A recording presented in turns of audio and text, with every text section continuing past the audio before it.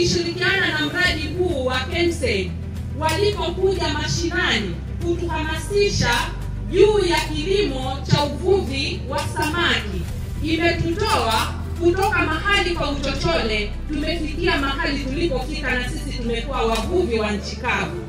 Wazee wetu wanaingia baharini kuvua, lakini kufikia wakati samaki wale wakawa wamepungua, sisi akina mama nyumbani tukakosa kitoweo. Lakini kwa sababu sasa mradi huu umeingia, samaki wa kitoweo hata kosekana majumbani. Nafikiri mmetuona tukishika nyavu tukivua. Kwa hivyo mwanamke sasa amewezeshwa, na ni kwa ajili ya mama aliyeketi kwenye kiti kuwawezesha wanawake wenzake. Yale matatizo madogo madogo tulikuwa tunawasumbua, chumvi, kitunguu na hata uniform za watoto, sasa hayo semeni asante, maana yatakuwa na afueni.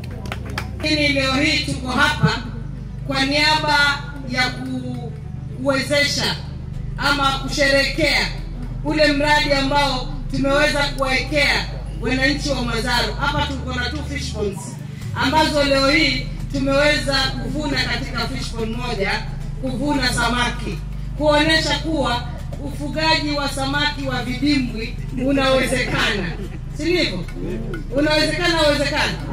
Tunaweza tukuweza leo. Tunaweza. Kumaanisha wengine nao wanaweza kuendeleza na wengine tena, ili kwa mfano kama hizi wiki zilizopita bahari ilikuwa hakwendeki. Kulikuwa na maji yalikuwa makali, upepo mkali.